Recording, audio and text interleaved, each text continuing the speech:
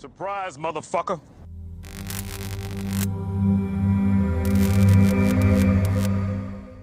Hey guys, it is Tristan with NewsStand, and today we're going to talk about Godzilla vs. Kong. Now, I know I'm a couple days late to the review party, but I still want to talk about it. But before I do, I want to say two things. First off, going into this review, I am reviewing it 100% as a normie. I've never seen anything to this caliber as far as a movie goes before. Never seen a Kaiju movie. I've never seen a Godzilla movie. I have seen Jack Black with King Kong. That's obviously not the same continuity, but that's as close as I've seen to something on this scale. The second thing I want to say is this was very much so a popcorn flick. And what I mean by that is this is the movie you want to go into shutting your phone off, shutting your computer off, completely isolating yourself, right, to the outside world and really just sitting back and enjoying for what it is, not questioning it, because I have a few questions, I'm not going to lie, and just enjoying the crazy VFX and the out-of-the-world monsters that are within it. It's not something for you to really think about. And unfortunately, I kind of thought about it. So let's get into this review. Spoiler warning for anybody who is listening. I will put the trailer on for a little bit of entertainment. Something to actually look at. But, this movie was really surprisingly good. Again, I haven't seen anything else from this company as far as the other movies previously go to this. I didn't know what to expect. There were a few characters that stood out besides the obvious titans, but one specifically was Bennie. I liked that character. I thought he was kind of crazy. I thought he was kind of fun, and it really worked, like using him to use his podcast in this kind of world. But let's be real. 4chan would have found Bennie by now. He would have been exposed. He wouldn't have been able to work at Apex for that long. See, this is what I mean. My mind goes to these places. You have to just enjoy it. Also, I really like the character Ochia. Beautiful little girl. And it kind of worked the same dynamic that we've seen for years with Kong, in love with a beautiful woman, holding her up on high. But in a very sweet way.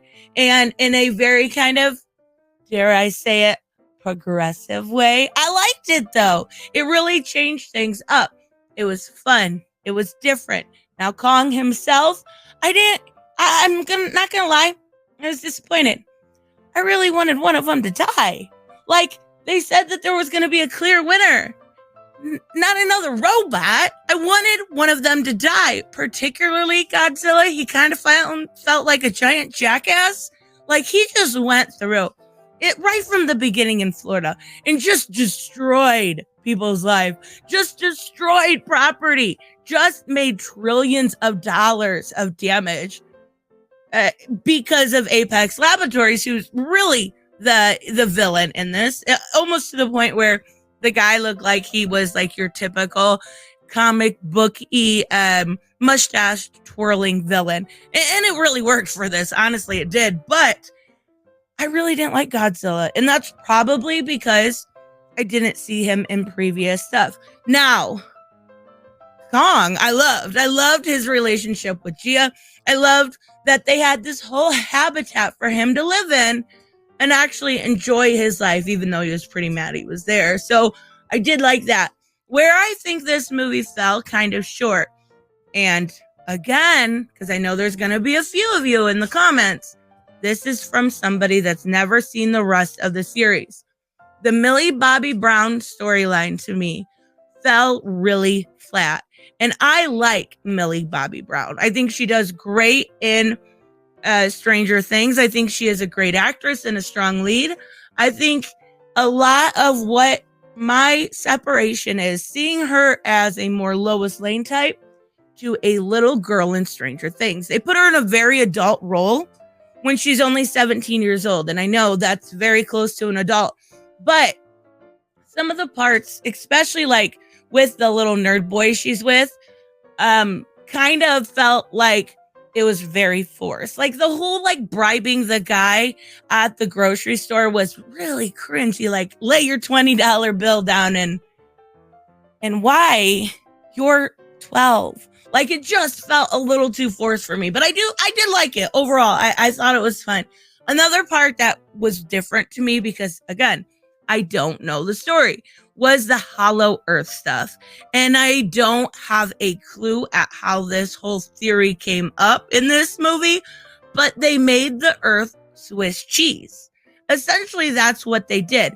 The earth became having holes to the middle of it, and I felt like there was going to be just this implosion, or quite possibly maybe even like some sort of hurricane, that happens because of all of this, some sort of earthquake, a tsunami, something had to happen, right? There's no reason that it wouldn't just, have all these different effects by drilling to the center of the earth. Again, it was good. It just felt like it wasn't well explained. Now, another thing that I thought fell a little short is the whole when Millie Bobby Brown and her name's Emma, I apologize, Bernie and the friend were all kind of trying to sneak around poorly, like really poorly. They were sneaking around and they were like yelling, like, what? Honey, it don't work that way. And as far as actresses go, there was a woman in there named Maya who was working alongside Eileen, Gia, and Nathan. And she was just not even trying to be nice. Like, you had to see that by the end, she was going to stab you in the back.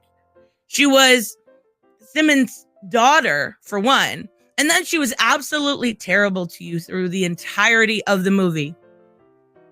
Did you not see that coming? Like, come on, guys. We can do better than this. I don't know. Other than that, I really enjoyed it. Now, I want to talk a little bit about Mechagodzilla. I feel like that was kind of the shining spot in this. Now, I did like the fight scenes. Obviously, that was the best part. I could have done a lot without the Millie Bobby Brown stuff and just seen these guys fighting because it was really cool. But when Mechagodzilla actually, kind of became self-aware or had the AI of Ghidorah, I think is the name of it, it would make more sense for it to be self-aware instead of, going through that AI program or however they explained it, because it looked to me like it was more like a DJ booth and I felt like somebody was going to start bringing out some synthwave or something. But seeing them come together and just absolutely rip apart Mechagodzilla was very cool. Again, another, low point is the kid is trying to hack into the systems, right? He's made of metal and technology. Water's going to work. If you had been older than 12, you would have realized that. I kind of called that from the beginning. A lot of this stuff was very obvious. But that's not why these movies are made. These movies aren't made for people to think about the ramifications of silly plot devices like that. They are made for pure entertainment. And absolutely, when it comes to this movie, the entertainment factor was there. That's why I said in the beginning, this is one where you just put everything away and you watch. Now, there was some weird sexual tension I felt between Godzilla, and he was like stepping on his chest and digging it in, and he was about to you know what? Watch this with somebody you have a very weird relationship with and just go, I bet he's about to discharge on his chest, and just see what happens in the room. That would be hilarious. It was just very weird. It felt like they were better as a team than they were separate when they took Mechagodzilla down. It was very, very cool. So, I don't know. Is this over? Is this MonsterVerse over? Are we going to see more? I don't know. I don't know if it would be something I would go out of my way to see, but it would be something like how they had it on HBO Max, and I would watch it in that sense. But other than that, I would probably give it an 8 out of 10. Like, just for the action scene and the CGI, the phenomenal CGI just right here.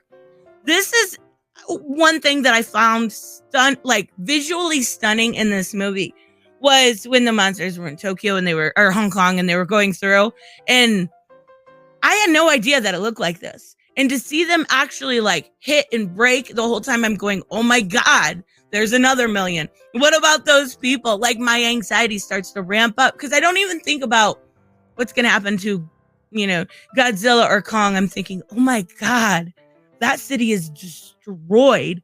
And that's kind of what Godzilla was initially all about. It was like a folk tale for nuclear, against nuclear arms and stuff. So I found it fascinating. I found it visually stunning. I just found like the writing lacked a little bit, and it would be good. The throne stuff was weird to me on the Hollow Earth, but then again, it's supposed to be weird. It's supposed to be different. It's not supposed to be something you sit and think about. And I think that's where I need to separate sometimes when it comes to more serious movies to something like this. It was awesome in the visual manner of beautiful CGI, beautiful fighting, beautiful action sequence, low on the writing field. So let me know, of course, what you guys thought about this movie. If you enjoyed it, if there's any more, let me know. I might actually, when Kong actually in that spot drank that green blood, yeah, that wasn't cute, buddy. It didn't make you cute, but CGI was phenomenal. So I will see you guys in the next one. Bye-bye.